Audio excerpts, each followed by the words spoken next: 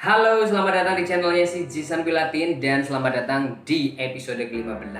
Dan terima kasih banget buat kalian yang sudah mengikuti perjalanan dari pertama kali saya bikin video pengakuan itu dan kemudian saya memutuskan untuk bikin lagi video tentang perjalanan kisah saya sebagai seorang manusia yang punya orientasi seksual berbeda. Sampai di episode ke-15 ini tidak terasa mungkin udah hampir setengah bulan ya, setengah bulanan lah ya.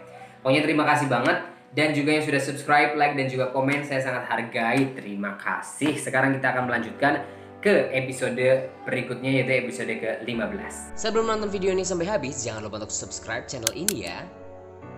Dan di episode 15 ini saya mulai dengan ketika Mas Rian sudah berada di pinggir kolam renang. Itu di dekat kamarnya Stefani, sedang menunggu Stefani keluar. Dan saya sedang berada di dapur menangis karena ketakutan, takut benar-benar Stefani keluar. Terus kemudian Mas Rian ngomong sesuatu yang tidak-tidak gitu, itu akan memalukan saya juga kan. Tapi pada saat itu aku langsung memberanikan diri untuk untuk menghandle situasi dengan saya mendatangi Mas Rian sebelum Stefani keluar. Terus saya duduk di sampingnya, dia tahu saya datang, dia cuma sibuk main handphone gitu. Terus aku duduk di sampingnya, terus aku usap-usap bahunya, aku bilang, "Mas, jangan kayak gitu Mas, sabar gitu." Terus aku bilang, kenapa kita jadi seperti ini lagi gitu, kenapa sih kita berantakan lagi, kita udah berantakan bolak-balik dan saya tuh capek banget Mas, aku bilang gitu. "Mas, kamu jangan begini, malu," aku bilang gitu. Terus dia diem aja, dia cuma main handphone aja. Dia sepertinya kayak gak ngerti, mungkin dia lagi dalam keadaan sober gitu, mulai menyadari bahwa apa yang dia lakukan terus mau nungguin bos saya di situ tuh kayak tindakan yang paling bodoh yang dilakukan oleh seorang manusia kan. Terus kebetulan Stefani pada saat itu nggak keluar-keluar gitu. Akhirnya mungkin dia bosan menunggu gitu, dan dia juga nggak mungkin punya keberanian untuk langsung masuk ke kamarnya Stefani kan. Akhirnya dia langsung berdiri, dia cuma ngeliat ke aku gini. Terus dia pergi. Dia pergi, dia pulang tanpa ngomong apapun, tanpa melakukan apapun, dia pulang begitu aja. Dan gampang sekali untuk menghandle situasi sebenarnya, karena saya juga sadar saya sudah hampir 5 tahun pada saat itu. Saya pasti udah mengenal karakternya dia gitu.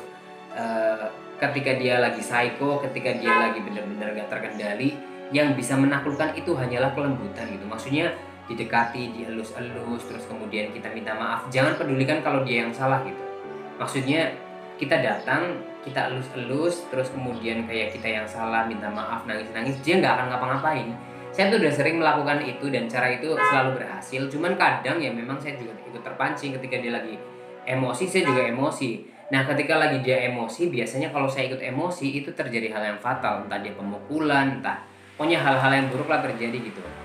Dan pada hari itu berakhir begitu saja. Terus kemudian acara di tempat kerjaku juga berakhir begitu saja. Semuanya berakhir hanya begitu saja. Terus kemudian saya pulang ke kos, tidak ada kasur disiram air lagi, tidak ada kasur disiram pasir lagi, semuanya baik-baik saja. Pokoknya tidak ada gangguan gitu. Dan pada 1 minggu full itu, setelah saya tunggu apakah dia akan menyerang atau tidak, ternyata 1 minggu tidak ada sama sekali pergerakan dari dia. Itu adalah tandanya sangat bagus. Maksudnya itu adalah waktunya saya untuk kembali ke teman-teman aku, terus kemudian aku bisa hangout, bisa nonton, bisa ke bar sama teman-temanku gitu. Dan pada saat itu aku main ke tempat temanku. Ini adalah temen yang kemarin aku sembunyi ketika aku baru bertengkar sama Mas Rian di bar. Aku kan sembunyi di tempat temanku ini. Dan ketika gue nyampe di tempat temanku, sepertinya temanku lagi ada tamu, maksudnya ada teman lagi gitu. Dan kelihatan dari kaca kan itu bening. Mereka tuh kayak lagi bermesraan, lagi cium-ciuman kayak gitu. Karena pintunya memang juga nggak ditutup, jadi akhirnya saya masuk aja. Ternyata temanku itu lagi sama Andi. Oh my god. Tapi buat kehidupan kami, untuk berpindah-pindah dari satu orang ke orang lain itu adalah hal yang wajar pada saat itu. Jadi aku nggak begitu terlalu yang shock gitu. Ya nggak masalah. Terus kemudian saya dikenalkan lagi sama temanku itu, sama si Andi. Katanya, kenalkan ini Andi, dia dari Jawa Timur. Dalam hati gue udah tahu gitu. Cuman kita kayak pura-pura nggak kenal aja. Intinya pada saat itu saya tidak mau merusak suasana kebahagiaan temanku ini lagi dapetin orang baru gitu. Jadi buat aku ya udahlah. Maksudnya untuk kehidupan kami, untuk berpindah-pindah dari satu orang ke orang lain dalam jangka waktu 1 minggu, 2 minggu itu wajar. Bahkan ada yang 1 hari itu bergonta-ganti gitu. Sebenarnya itu tidak baik ya, itu tidak baik. Tapi pada saat itu memang kami melakukan itu. Jadi buat aku kalau misalnya si Andi kemarin itu sama Mas Rian, sekarang sama temanku itu, ya udah nggak masalah. Maksudnya it's not my business gitu. Dan aku juga tidak akan pernah menceritakan bahwa oh kemarin itu sama Mas Rian apa segala macam, karena buat aku it's not my business, right?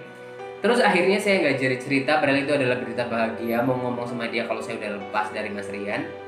Dan pada saat itu pertanyaannya adalah sebenarnya Mas Rian kemana? Kok tidak ada penyerangan, 1 minggu nggak ada kabar? Aku sih senang-senang aja, tapi apakah ini pertanda baik atau pertanda buruk? Ataukah dia benar-benar sudah legowo menerima kita berdua putus atau bagaimana? Saya nggak ngerti. Terus kesibukan apa yang kira-kira pantas menggantikan untuk tidak menggangguku? Sepertinya dia punya mainan lain gitu. Tapi baguslah kalau misalnya dia memang sudah punya kesibukan lain atau punya pacar lain. Yang penting dia tidak fokus hidupnya sama aku terus gitu kan. Hari berganti hari sepertinya itu sudah lewat sekitar hampir 3 minggu. Saya tidak ada sama sekali kabar dari Mas Rian. Saya juga tidak kangen. Dan saya juga sudah mulai sepertinya kayak ada harapan baru untuk saya benar-benar lepas dari si Mas Rian itu gitu. Suatu malam saya lagi mau cari makan. Saya cari makan di tempat yang biasanya saya makan sama Mas Rian pada saat itu. Terus ibu-ibu penjualnya bilang, kamu sudah gak sama Rian lagi? Sejak kapan? Ibu ikut seneng ya katanya. Soalnya ibu tuh suka kasihan sama kamu. Dulu kan kamu pernah mau disiram minyak panas di sini katanya. Jadi ceritanya saya pernah makan di situ. Kita lagi marah-marahan. Terus saya mau bayar sendiri sama dia, dimarahi. Katanya kamu sudah gak mau dibayarin sama aku lagi? Aku siram minyak panas dia katanya. Dan itu di depan banyak orang tahu. Jadi aku mau disiram minyak panas. Dan dia tuh teriak-teriak di depan banyak orang di warung itu. Dan ibu itu selalu ngerasa kasihan kalau misalnya ngeliat aku sama Mas Rian gitu. Dan dia ikut senang kalau saya udah putus sama Mas Rian. Tapi ibu itu bilang katanya, tapi Rian sekarang udah beda loh katanya. Dia itu tadi kesini pakai motor gede, terus pakai sepatu boot, gagah banget. Sekarang dia fresh katanya. Aku pikir masa sih pakai motor gede? Motornya dia kan Vario, dia motor dari mana? Pokoknya katanya motornya gede gitu. Terus dia bilang katanya si Mas Rian itu udah punya pacar baru dan sekarang sudah lebih enak hidupnya katanya. Terus para staf warung di situ juga dikasih tips 50 gitu. Jadi kayak sok-sokan kayak orang kaya gitu. Dan pada saat itu aku makin kepo karena sudah 3 minggu saya nggak ketemu sama dia. Kok bisa ada hal yang lebih menarik dibanding dia menggangguku ketika kita lagi dalam proses putus gitu. Biasanya kan sepertinya otaknya dia itu hanya ada aku dan aku gitu. Dan usut punya usut, ternyata dia lagi menjalin kasih sama yang namanya Rojas. Rojas ini termasuk yang high profile dan terkenal di kalangan gay-gay di gay bar, bahwa dia adalah orang kaya dan pengusaha. Tapi saya tidak mengenal dia siapa. Saya juga dapat informasinya dari Mas Doni Gadunnya dulu itu. Katanya si Rian sekarang udah pacaran sama Rojas, sudah enak dia katanya. Jadi kehidupannya Mas Rian sekarang itu tinggal di rumahnya dia yang gede kayak istana. Dan Mas Rojas ini kan mengangkat, kalau nggak salah ngangkat bayi 2 kembar. Nah si Mas Rian ini dia jadikan untuk kayak setiap hari mereka berdua kayak ngasuh anak begitu. Jadi kayak sudah seperti keluarga harmonis. Itulah sebabnya dia sama sekali tidak mengganggu kehidupan saya. Dan pada saat itu jujur saya sedikit merasa jealous karena saya melihat foto-foto mereka merayakan merayakan hari jadi mereka itu, ngundang teman-teman yang banyak. Terus kemudian mereka ngadain makan malam di Metis. Metis itu kayak restoran bintang 5. Sepertinya mewah sekali. Dan dia sama sekali sepertinya kayak sudah melupakan aku gitu. Maksudnya ya lupa gitu, siapa sih kamu gitu. Saya sih nggak apa-apa, maksudnya di sisi lain saya juga senang untuk putus dari dia. Tapi paling tidak ketika dia sudah dalam keadaan finansial yang bagus, dia suka bagi-bagi duit sama orang-orang kayak misalkan di warung, di mana dia suka kayak sosok jadi orang kaya. Tapi sama saya sama sekali tidak sedikit pun uang itu cair gitu.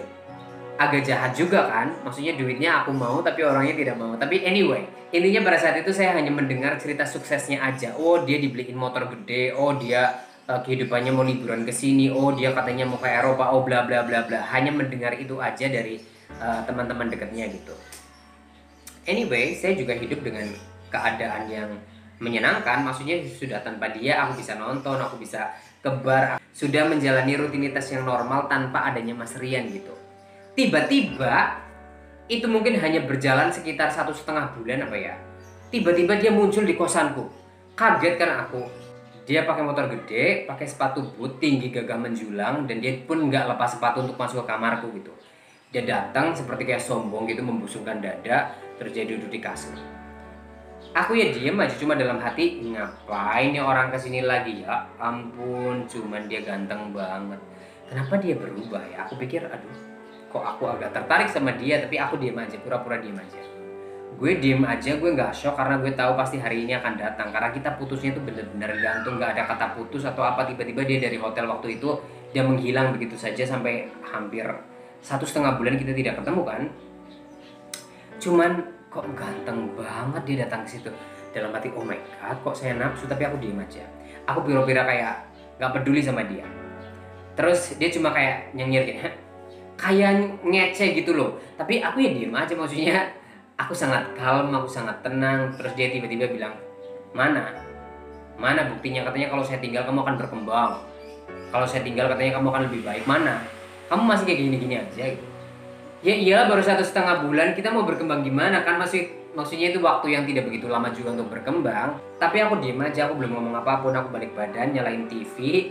Tiba-tiba dia bangun langsung meluk gitu. Terus my god, ini ngapain nih orang, oh my god, wangi banget.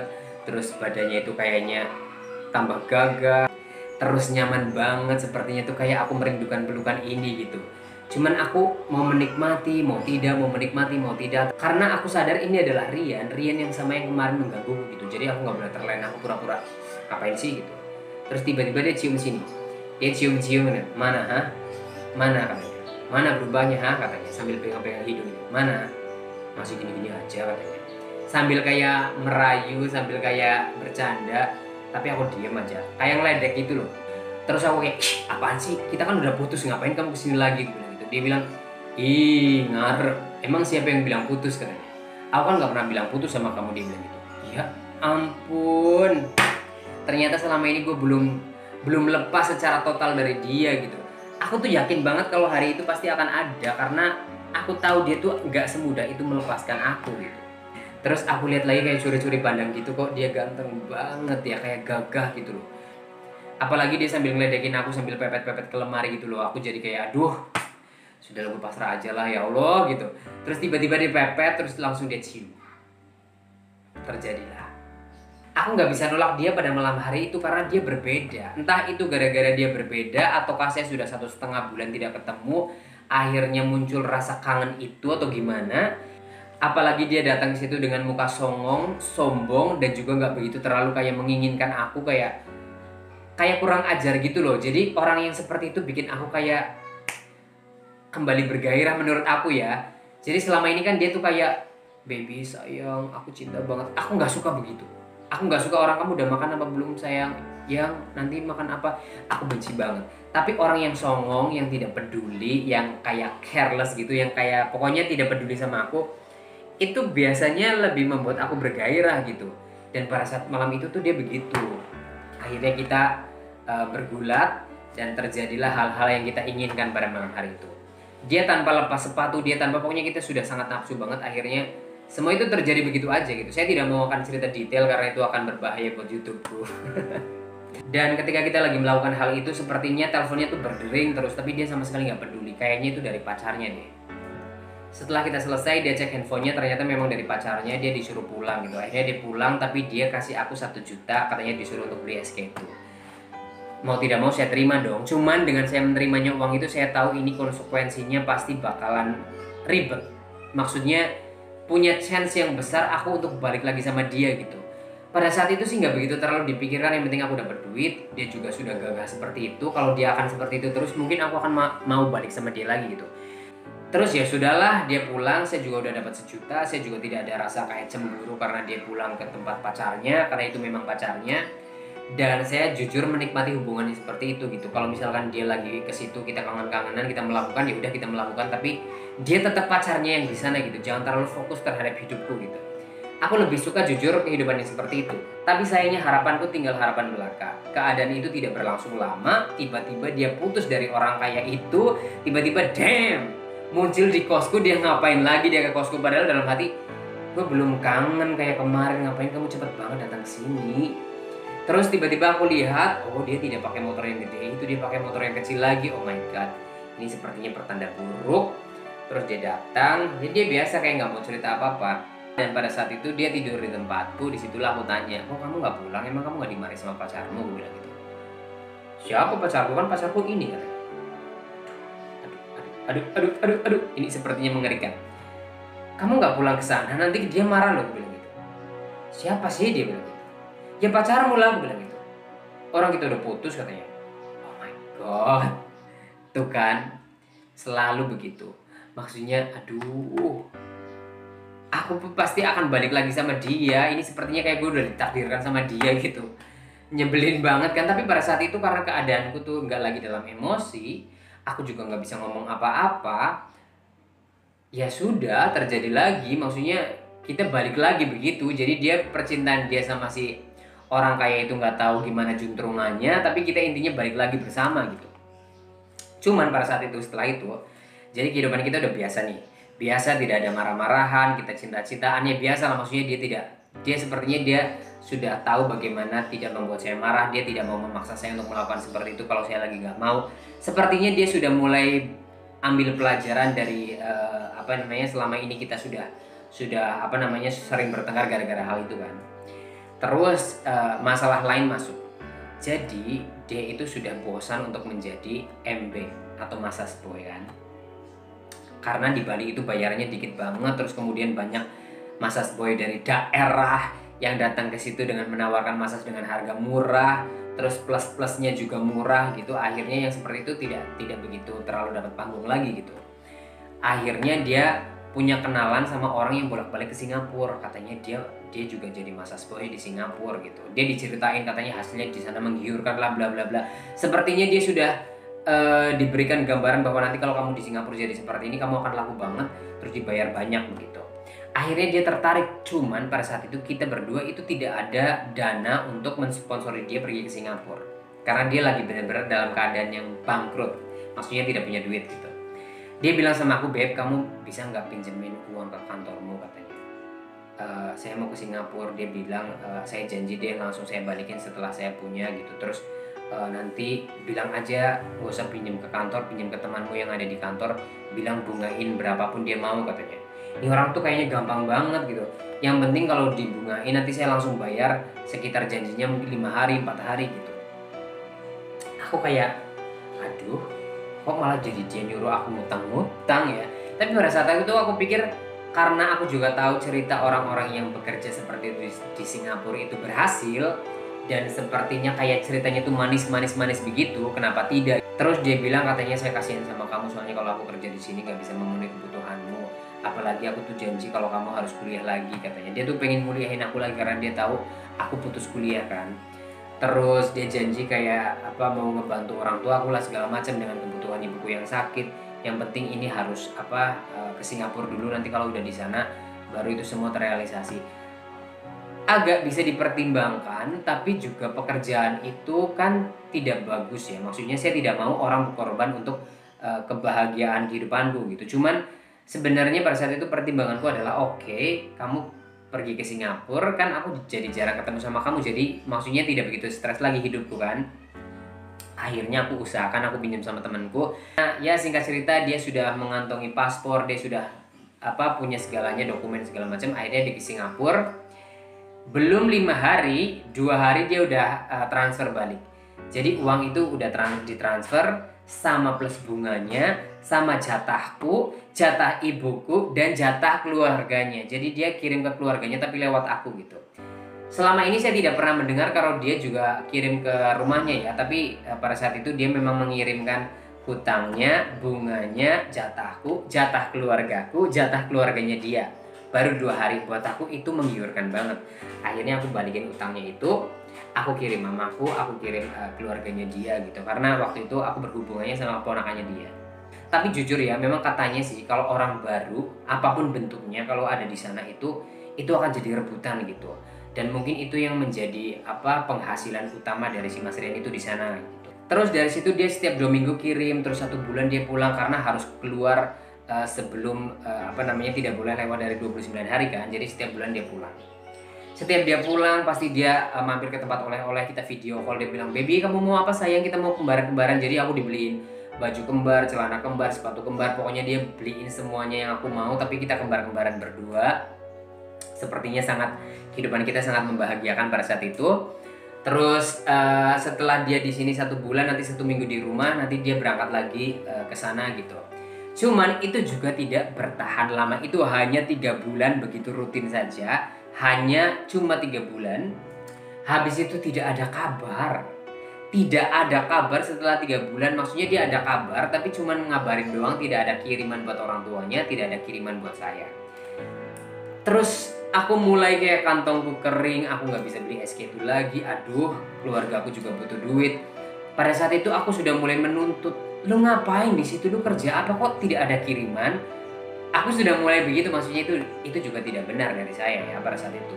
Terus akhirnya ada kabar, dia bilang, "Beb, maaf ya, saya tuh baru cerita sama kamu kalau kemarin itu saya sempat pulang ke Medan." Dia kan orang Medan. Saya sempat pulang ke Medan, saya bantuin benerin mama itu dapurnya karena dapurnya kan udah jelek banget, makanya saya pulang. Saya bantuin buat bangun dulu, jadi saya belum bisa kasih kamu dulu, katanya. Kalau dia bilang seperti itu, mana mungkin saya bisa marah dong, karena dari dulu aku adalah orang yang pertama kali untuk melindungi dia punya duit. Yang harus pertama kali disuplai adalah ibunya. Aku nggak perlu dikasih, nggak apa-apa, jangan utamakan saya, utamakan keluarganya. Memang dari dulu kan memang seperti itu. Saya selalu bilang kalau kamu kasih saya, pastikan kamu sudah kasih ke orang tuamu gitu kan. Tapi ternyata semua cerita itu adalah bohong. Dia tidak pulang ke Medan, dia juga tidak membenarkan dapurnya si mamanya. Saya dapat itu dari keponakannya itu yang nelpon saya, yang biasanya kan transfernya sama ponakannya. Tidak ada si Bang Rian itu pulang ke Medan, tidak ada itu dapurnya dibenerin, tidak ada sama sekali dia pulang, katanya. Terus pertanyaannya, dia ngapain? Dia tidak ada kabar dia ngapain gitu. Dan itu semuanya akan saya lanjutkan di episode berikutnya, karena saya juga nanti akan ikut berada di Singapura. Ngapain saya di sana? Pokoknya semua jawabannya itu akan ada di episode selanjutnya. Oke? Terima kasih buat kalian sudah mau mendengarkan ocehanku hari ini. Oh my god. It's a tough day. Thank you so much. Jangan lupa untuk subscribe, like, dan juga komen. Oke? Bye bye. Bye bye bye.